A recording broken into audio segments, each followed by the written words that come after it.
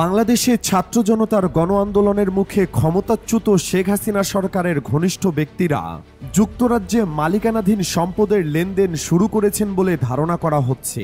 দুর্নীতির অভিযোগে ঢাকায় তদন্ত চলাকালে যুক্তরাজ্যে তাদের এসব সম্পদ বিক্রি, হস্তান্তর কিংবা বন্ধক রাখার ঘটনা বাড়ছে।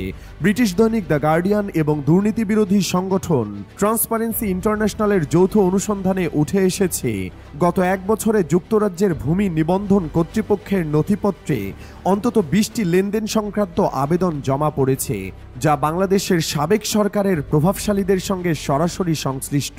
প্রতিবেদনে বলা হয়, শেখ হাসিনার বিতর্কিত শাসনামলের অবসানের প্রায় এক বছর পর বাংলাদেশের অন্তর্বর্তী সরকার এখন রাজনৈতিক বিভাজন ও অর্থনৈতিক সংকটে জর্জরিত। এমন সময় লন্ডনের নাইটস ব্রিজের টাউন হাউস বা সারের অভিজাত এলাকায় প্রাসাদপম বাড়ি ক্রয় বিক্রয় এই নাটকীয়তার কেন্দ্রবিন্দুতে চলে এসেছে। ঢাকায় তদন্তকারী সংস্থাগুলো খতিয়ে দেখছে কিভাবে ক্ষমতার অপব্যবহার করে রাষ্ট্রীয় চুক্তি ও ব্যাংকিং ব্যবস্থাকে ব্যবহৃত করে বিপুল পরিমাণ অর্থ বিদেশে পাচার করা হয়েছে। এই অর্থই যুক্তরাজ্যে বিলাসবহুল বাড়ি ও সম্পদ কেনা হয়েছে বলে অভিযোগ। 2023 সালের মে মাসে যুক্তরাজ্যের ন্যাশনাল ক্রাইম এজেন্সি শেখ হাসিনার উপদেষ্টা সালমান এফ রহমানের ছেলে ও ভাতিজার প্রায় 1469 কোটি টাকার সম্পদ জব্দ করে।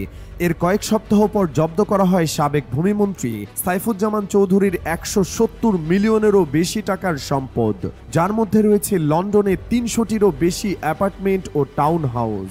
সম্প্রতি গার্ডিয়ান জানিয়েছে, ঢাকায় তদন্তাধীন ব্যক্তিদের অনেকেই এখন যুক্তরাজ্যে তাদের সম্পদ দ্রুত বিক্রি, হস্তান্তর কিংবা বন্ধক রাখতে উদ্যোগ নিচ্ছেন। তাদের মধ্যে অন্যতম হলেন সাইফুজ্জামানের ভাই আনিসুজ্জামান চৌধুরী, যিনি সম্প্রতি লন্ডনের রিজেন্টস পার্কের কাছে 163 কোটি টাকার একটি প্রাসাদ বিক্রি করেছেন। বিক্রয়ের পর আরও 3টি সম্পদের লেনদেনের আবেদন জমা পড়েছে। সালমান এফ রহমানের পরিবারভুক্ত আরও 3টি সম্পদের ক্ষেত্রেও নতুন করে লেনদেনের আবেদন জমা হয়েছে। দুর্নীতি দমন কমিশন ইতিমধ্যে আহমেদ শায়ান এফ রহমান ও আহমেদ শাহরিয়ার রহমানের বিরুদ্ধে তদন্ত শুরু করেছে। এ প্রসঙ্গে বাংলাদেশ ব্যাংকের সাবেক অর্থনীতিবিদ ও বর্তমান গভর্নর আহসান মনসুর বলেন, আমরা জানি সম্পদ বিক্রির তৎপরতা চলছে।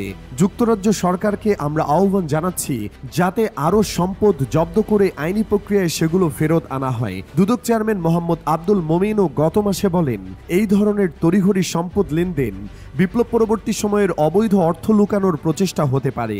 এনসিএ-কে আরও সম্পত্তি জব্দে আমরা অনুরোধ করেছি। দ্য গার্ডিয়ান প্রশ্ন তুলেছে, যেসব আইনজীবী ও পরামর্শক প্রতিষ্ঠান এসব লেনদেনে সহায়তা করছে তাদের দায় কোথায়? যুক্তরাজ্যের আর্থিক ও আইনি খাতে এমন ঘনিষ্ঠ সহযোগিতা এই আন্তর্জাতিক দুর্নীতি তদন্তে বড় প্রশ্ন হয়ে দেখা দিয়েছে। অনেকেই মনে করছেন, লন্ডনের এই প্রাসাদ ও টাউন হাউসগুলো এখন শুধু বিলাসের প্রতীক নয়, বরং দুর্নীতির বিরুদ্ধে একটি প্রতীকী লড়াইয়ের কেন্দ্রবিন্দুতে পরিণত হয়েছে।